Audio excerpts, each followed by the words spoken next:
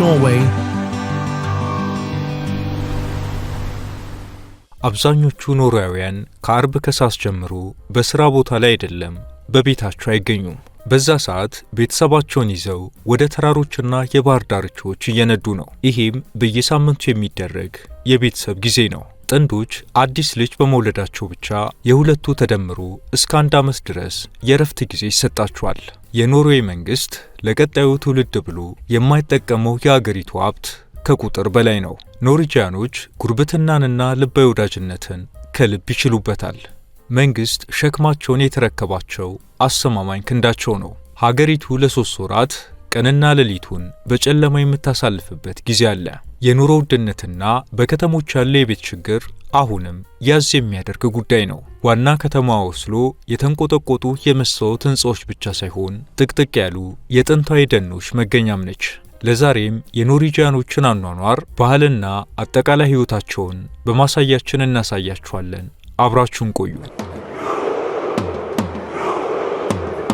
እጅግ በርካታ ኖርዌያውያን ዓለምን የሚያስቀና ሕይወት እንደሚመሩ ማሳያው አርብ ከሰዓት በሥራ ቦታ አይደለም በመኖሪያ ቤታቸው ቢፈለጉ አይገኙም። ሁሌም በየሳምንቱ አርብ ከሰዓት ላይ ቤተሰቦቻቸውን ይዘው በመኪናቸው ከሚኖሩበት ከተማ ከ1 እስከ 2 ሰዓት ጉዞ በማድረግ በተራሮች፣ በደኖች ወይም የባህር ዳርቻዎች በሚገኙ ትናንሽና ቀላል የእንጨት ጎጆዎች ያሳልፋሉ።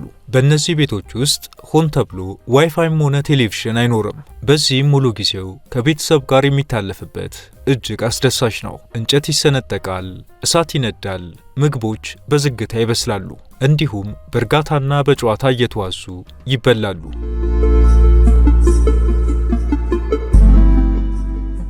ልጆች በአካባቢው ተፈጥሮ ውስጥ እየወደቁ እየተነሱ ሲጫወቱ ይቆዩና የለበሱት ልብስ በጭቃ ተለውሶ ሲደክማቸው ቤተሰቦቻቸው ወዳሉበት ይመጣሉ።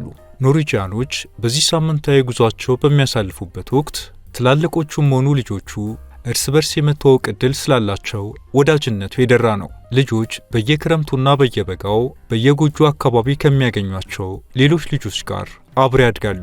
በኖርዌይ የቤተሰብ ሕይወት የሚገነባው አብሮ በመሆንና በመገኘት ላይ ነው።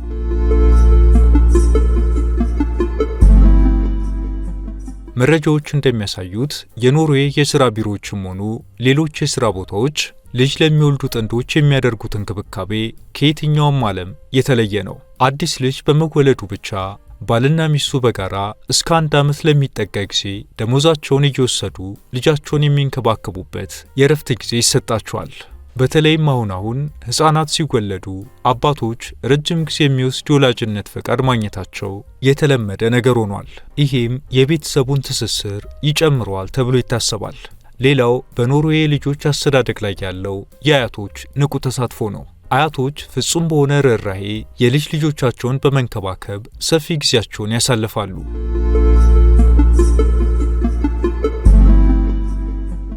በእርግጥም በዚች ሀገር ልጆች ሲወለዱ ወጪዎችን በተመለከተ የወላጆችን ጭንቀት ዜሮ የሚያደርጉት የሶሻል ሴኩሪቲ ስርዓቶች አስተማማኝ ናቸው። በኖርዌይ ልጆችን ለሚያሳድጉ ወላጆች በብዙ መልኩ ድጋፍና እንክብካቤ ይደረግላቸዋል።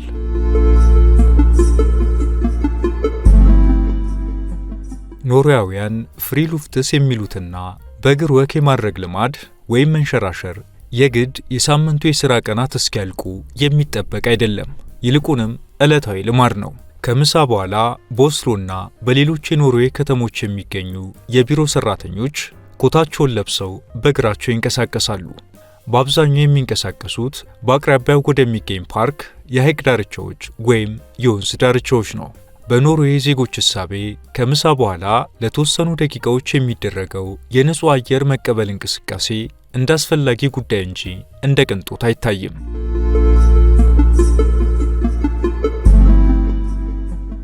አንድ ሰዓት ተኩል አካባቢ ልጆች ከቤታቸው ወጥተው ወደ ትምህርት ቤት መንገድ ይጀምራሉ። የኖርዌይ ልጆች ብዙውን ጊዜ ገና በለጋ ዕድሜያቸው ወደ ትምህርት ቤት በእግር ወይም በብስክሌት ብቻቸውን ይሄዳሉ። አንድ የ7 ዓመት ታዳጊ ብቻውን ወደ ትምህርት ቤት ሲሄድ ማየት የተለመደ ነው። ወላጆችም የ7 ዓመት ልጆቻቸውን ብቻቸውን ወደ ትምህርት ቤት ሲልኳቸው ቅንጣት ታክል ስጋት የለባቸውም። ይህ ሁኔታ በኖርዌይ ባህል ውስጥ በጥልቅና ሆን ተብሎ የተገነባውን በአካባቢው ማህበረሰብ ላይ ያለውን የመተማመን ስሜት ፍንትው አድርጎ ያሳያል። አደጉ በሚባሉት ሀገራት እንኳን ከትምህርት በኋላ ልጆች ውጪ ላይ እንደልባቸው የሚንቀሳቀሱበት እድል ብዙም አይደለም። ወላጆች ከደህንነት ስጋት አንስቶ ብዙ ችግሮች ይፈራሉ። በኖርዌይ ግን ስጋት የለም። ልጆች ከትምህርት በኋላ ፀሐይዋ እስከቆየችበት ጊዜ ድረስ በነጻነት ውጪ ላይ ሲጫወቱ ቆይተው ወደ ቤት ይገባሉ። ልጆች በጨዋታቸው ጊዜም ከፍታዎችን ይወጣሉ፣ አዳዲስ ነገሮችን ያስሳሉ።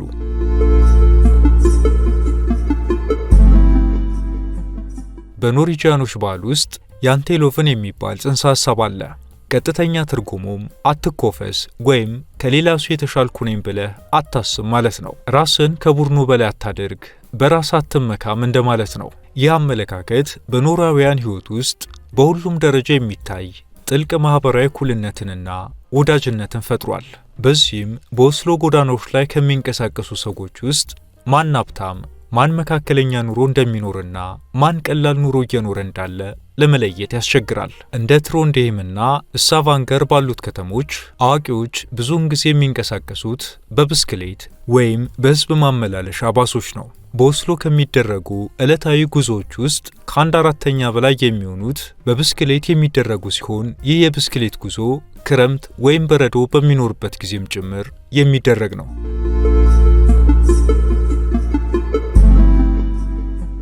በዓለም ዳርቻ ላይ የምትገኘው ኖርዌይ በበጋ ወቅት ፀሐይ የማትጠልቅባት፣ በክረምት ወራት ደግሞ ፀሐይ ለ3 ወራት ሰማዩን ለከዋክብት ሰጥታ የምትሰወርባት አስደናቂ ተፈጥሮ ያላት ሀገር ናት። ዋና ከተማ ኦስሎ እርስ በርስ የሚቃረኑ ነገሮች በአንድ ላይ የሚታዩባት ቦታ ናት። የበርካታ ሀገራት ዋና ከተሞች በህንፃና መብራቶች አሸብርቀው ማየት የተለመደ ቢሆንም በኦስሎ ግን ይለያል። ኦስሎ የመስታወት ህንፃዎች ብቻ ሳይሆኑ የጥንታዊ ደኖች መገኛ፣ የብስክሌት መንገዶች የሚያቋርጧት እንዲሁም መርከቦችና ትናንሽ ጀልባዎች በአንድ ላይ የሚንቀሳቀሱባቸው ቀዝቃዛና የንጹህ የውሃ አካላት መገኛም ነች።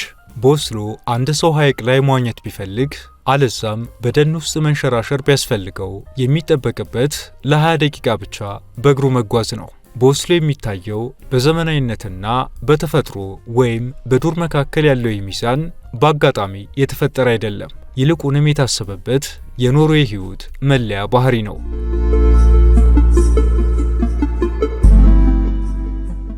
ኖርዌይ ከደቡባዊ ጫፏ እስከ ሰሜናዊ የአርክቲክ ክልል ኖርድካም ድረስ ወደ 2000 ኪሎ ሜትር የሚጠጋ ርቀት ትዘረጋለች። ኖርዌይ ትንሽ ግን ደግሞ በተራሮችና በተፈጥሯዊ የደን ጸጋዎቿ ታይታም ሆነ ተኑሮባት የማትጠገብ አገር ናት። ከዋና ከተማ ኦስሎ በስተሰሜን 100 ኪሎ ሜትር ርቀት ላይ 300 ዓመታትን ያስቆጠሩ የገበሬ መንደሮች አሉ። እነዚህ ገበሬዎች ከሀገሪቱና ከዓለም ዘመናዊነት ይልቅ የአያት ቅድመ አያቶቻቸውን የግብርና ሕይወት በመድገም አሁንም እንስሳት ያረባሉ፣ ከራሳቸው የአትክልት ስፍራ ምርት ይሰበስባሉ፣ እንዲሁም የትኞቹ ፍራፍሬዎች በየትኛው ኮረብታ ላይ እንደሚበቅሉና በትክክል መቼ እንደሚለቀሙ ያውቃሉ።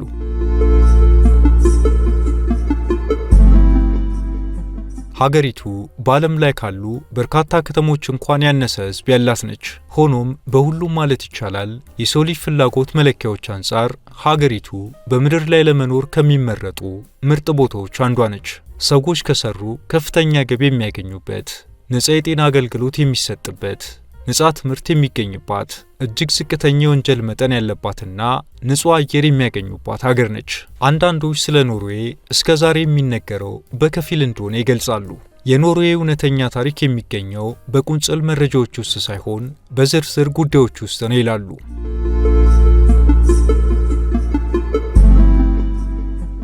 አንድ ልዩ የኖርዌያውያን ጽንሰ ሐሳብ አለ። ኮዚ ይሉታል። ኮዚ ማለት ሞቅ ያለ ስሜት ወይም በአንድ ሳሎን ላይ ቤተሰቡ በመሰባሰብ የሚፈጥረው የሞቀ የጨዋታ ድባብ ማለት ነው። በጋራ ማዕድ ከተቋደሱ በኋላ ማንም የውጭ ቀጠሮ ሳይኖርበት ከአያት እስከ ልጅ ልጅ ያሉ 3 ትውልዶች በጠረጴዛ ዙሪያ ተሰባስበው በሰከነ ሁኔታ እየቀለዱና እየሳቁ የሚጨዋወቱበት ነው። ይህ በኖርዌይ የዕለት ተዕለት ሕይወት ነው። ድራማዊ አይደለም። ማን ጎደለ ተብሎ ቁጥጥር የለም። ነገር ግን በጥንቃቄ ሆን ተብሎ ጥሩ የቤተሰብ ድባብን ለመፍጠር የሚደረግ ነው።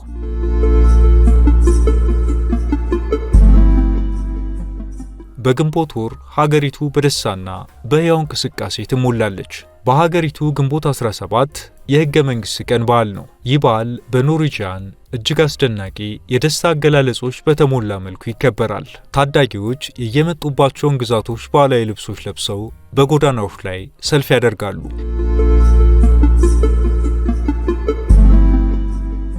ከሃርዳንገር ሸለቆ የሚመጡ ታዳጊዎች በቀይና አረንጓዴ የጽጌረዳ ቅርጽ ጥልፍ ያጌጡ የባህል ልብሶችን ሲለብሱ፣ በደቡብ ከሚገኘው ሴቴስዳል የሚመጡ ደግሞ ባህላዊ ልብሳቸው ጥቁር ሆኖ የሚያብረቀርቁ የብር ማሰሪያዎች አሉት። ከቱምስ የሚመጡት ደግሞ የሰሜኑን ቀለማት ያንጸባርቃሉ።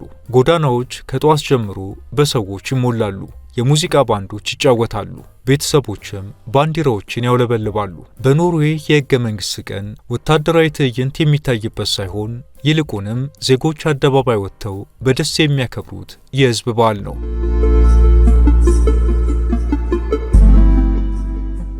ክረምት ሲመጣ የኖርዌያውያን ማኅበራዊ ሕይወት ወደ ተራራማ አካባቢዎች ይቀየራል። የኖርዌይ የስኪ ባህል ስፖርት ብቻ ሳይሆን የሀገሪቱ ዜጎች ማንነት መለያ ተደርጎ ይታሰባል። ልጆች መራመድ እንደጀመሩ ማለት ይቻላል የረጅም ርቀት የስኪንግ ስፖርት መማር ይጀምራሉ። በክረምት ወራት በኦስሎና በበርገን ከተማ ፓርኮች ውስጥ ለስኪንግ የሚሆኑ መንገዶች ይዘጋጃሉ። ከኦስሎ በስተሰሜን የሚገኙት የኖርድ ማርካ ደኖችና እንደ አውሮፓ አቆጣጠር በ1994 የክረምት ኦሎምፒክን ያስተናገደችው የሊሃመር ከተማ ተራሮች በየሳምንቱ መጨረሻ ጠዋት በተለያዩ ዕድሜና የአካል ብቃት ደረጃ ላይ ባሉ ሰዎች ይሞላሉ።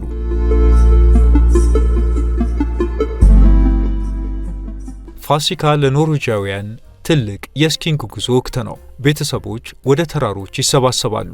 በተራሮቹ ላይ ያለው በረዶ ለባህላዊ ስፖርቶቹ ምቹ ነው። ሌላው የገና በዓል ድባብ በታህሳስ ወር ቀስ በቀስ ይጀምራል። የአድቨንት ሻማዎች፣ የዝንጅብል ውሃ የተጨመረበት ዳቦ፣ በበርገንና ትሮንዴም ገበያዎች የሚሸጠው ሞቅ ያለ ቅመም የተጨመረበት ወይን ወይም ሙልድ ዋይን ጥቅም ላይ ይውላል።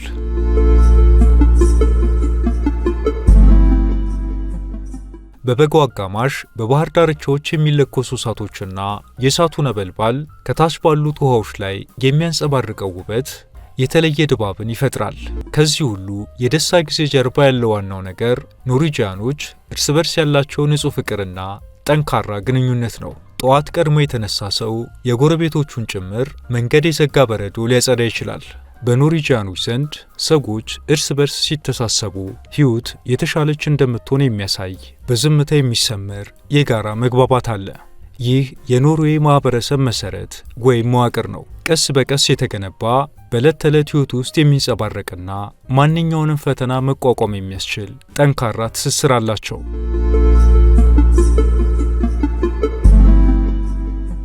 ይህ በበርገን የባህር ዳርቻ ላይ የሚገኘው የአሳ ገበያ ከ800 ዓመታት በላይ ያስቆጠረ ነው። ዛሬም ድረስ ዘውትር ጠዋት ድንኳኖቹ በሳልሞንና በሌሎችም የአሳ አይነቶች ሞልተው ገዢዎችን ይጠብቃሉ። ኖርዌይ በባህር ሀብቶች የተሞላች እንደመሆኗ የአሳ ምግቦች በሕዝቡ ቀዳሚ ተመራጮች ናቸው። በዓለም አቀፍ ደረጃ ተወዳጁና ታዋቂው የሳልሞን አሳም በብዛት መገኛው የኖርዌይ ባህሮች ናቸው።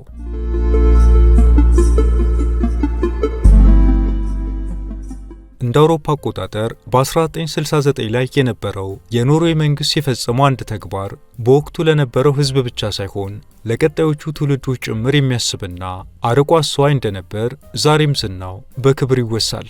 ያለፈውና አሁን ያለው የኖርዌይ መንግስት ተቀባብለው አንድ ያስጠበቁት ተግባር ለሁሉም ትምህርት የሚሆን ነው። ይሄውም በ1969 ላይ በኖርዌይ በሰሜን ባህር ስር ነዳጅ ተገኘ።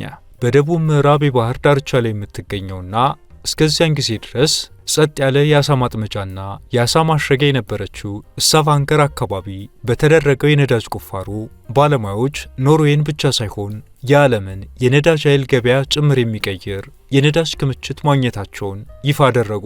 ሆኖም የዛኔውም ሆነ የአሁኑ መንግስት ይህንን ነዳጅ አውጥቶ በትሪሊየን ዶላሮች ማግኘት ሲችል ግን አላደረገውም። ይህ ነዳጅ ሀብት ለቀጣዩ ትውልድ ይቀመጥ ሲል ለመጪው ትውልድ ሀብትን መቆጠብ እንደሚገባ አሳይቷል።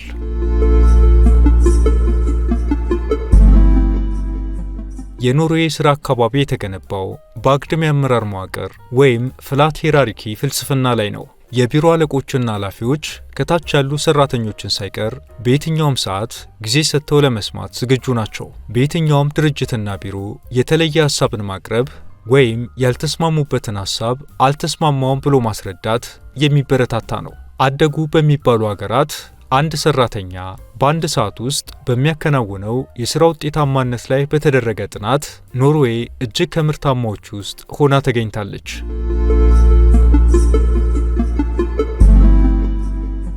ሆኖም ማንኛውም ሀገር የራሱ የሆነ ችግር አይጠፋውም። ኖርዌይም ምንም እንኳን ያደገችና የተዋበች ብትሆንም የራሷ የሆኑ ችግሮች አሏት። የመጀመሪያው ችግር የኑሮ ውድነቱ እጅግ ከፍተኛ ነው። በኦስሎ ውስጥ በሚገኝ መካከለኛ ደረጃ ባለው ምግብ ቤት ውስጥ የሚቀርብ ምግብ ዋጋ በፓሪስ ወይም በለንደን ውስጥ ካለ የሆቴል ራት ዋጋ ጋር እኩል ነው። በዋና ከተማ ኦስሎ ያለው የመኖሪያ ቤት ዋጋ በአውሮፓ ውስጥ ካሉት እጅግ ውድ ከሚባሉት መካከል አንዱ ነው። ወጣቶች ምንም እንኳን ጥሩ የኖርዌይ ደሞዝ የሚያገኙ ቢሆንም በትላልቅ ከተሞች ውስጥ የራሳቸው የሆነ ቤት ለመግዛት ይቸገራሉ። ሌላው በሀገሪቱ የጨለማው መርዘም የራሱ የሆነ ጫና አለው። እንደ ትሮምሶ ባሉ ከተሞች ፖላር ናይት ወይም ሙርኬቲድ የሚባለው የጨለማ ወቅት ከህዳር እስከ ጥር ምንም አይነት የፀሐይ ብርሃን አይታይም። እኩለ ቀን ላይ ለጥቂት ሰዓታት ደብዛዛ የሆነ የቀን ብርሃን ይታይና ከዚያም እንደገና ይጨልማል። በወቅታዊ ለውጦች ምክንያት ስሜታቸው ለሚዋዥቅ ሰዎች ይህ ሁኔታ እጅግ ከባድ ነው።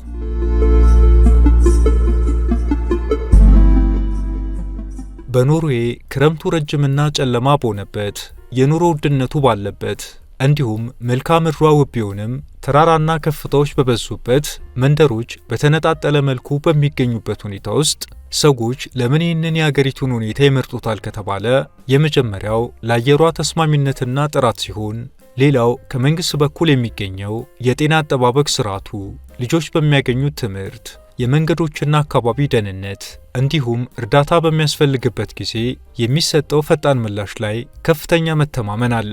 ይህ ሁሉ ዜጎችን የሚያቀናጣው ማህበራዊ ስርዓት ለበርካታ አስርት ዓመታት በተደረገ ማህበራዊ ኢንቨስትመንት እንዲሁም ለእኩልነትና ለዘላቂ ሕይወት ቅድሚያ በመስጠት በተወሰዱ ውሳኔዎች የተገኘ ውጤት ነው።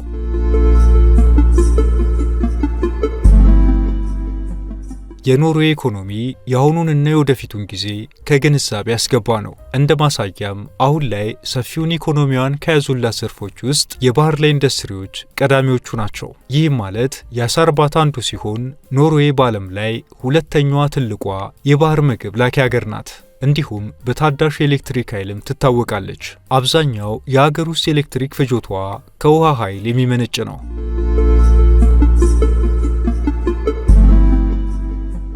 በኖርዌይ የወቅቶች መለወጥ የሚያስከትለው ለውጥ ትልቅ መልክ በሚቀይሩ ክስተቶች ነው። ክረምቱ ሲገባ ፀሐይ በኖርዌይ ከ0 እስከ 8 ሰዓት ድረስ ብቻ ልትታይ ትችላለች። ይህም ማለት ለምሳሌ በደቡባዊ ኖርዌይ ማለትም በዋና ከተማ ኦስሎና በርጌን ከተሞች ፀሐይ ከ6 እስከ 8 ሰዓት የምትቆይ ሲሆን በሰሜናዊ ኖርዌይ በትሮምሶ ከህዳር እስከ ጥር ባለው ጊዜ ውስጥ ፀሐይ ጭራሽ ስለማትወጣ ቀንና ሌሊቱ ጨለማ ነው። በተመሳሳይ ደግሞ ከግንቦት እስከ ሐምሌ ባለው ጊዜ ውስጥ ቀንም ሆነ ሌሊት ፀሐይ አትጠልቅም። ታዲያ እያንዳንዱ ኖርዌያዊ በዚች ጽንፍ በረገጠች ፀሐይ ሲማረር አይሰማም። ይልቁንም ኖርዌያውያን እነዚህን ሁኔታዎች በመቀበልና በመላመድ ላይ የተመሰረተ ባህል ገንብተዋል። ኖርዌጂያኖች ሌላው በማንበብ የሚታወቁ ናቸው።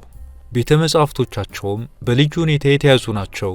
ህዝቡም በሚገባ ይጠቀማቸዋል። ንባብ በሀገሪቱ የባህል እሴት ነው። ንባብ በዚች ሀገር የትርፍ ጊዜ ማሳለፊያ ሳይሆን ራሱን ችሎ ቁም ነገር ነው።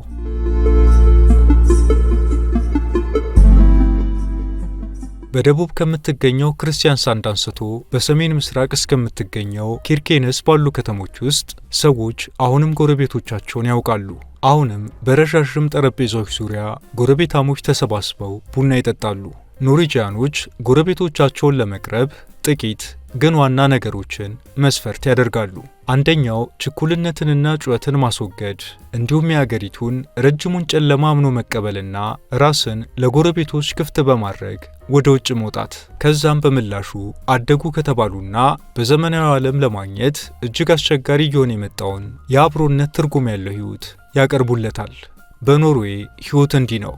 ፍጹም አይደለም፣ ቀላልም አይደለም። ነገር ግን እውነተኛና ልዩ ነው። አብራችሁን ስለቆያችሁ እናመሰግናለን። ላይክ እና ሰብስክራይብ በማድረግ እንዲሁም የተሰማችሁን ኮሜንት ላይ በማስፈር አጋርነታችሁን እየጠየቅን በዚህ ጉዳይ ላይ ቢሰራ የምትሉት ቢኖር ሁሌም ዝግጁ ነን። የዛሬውን አበቃን። በያላችሁበት ሰላም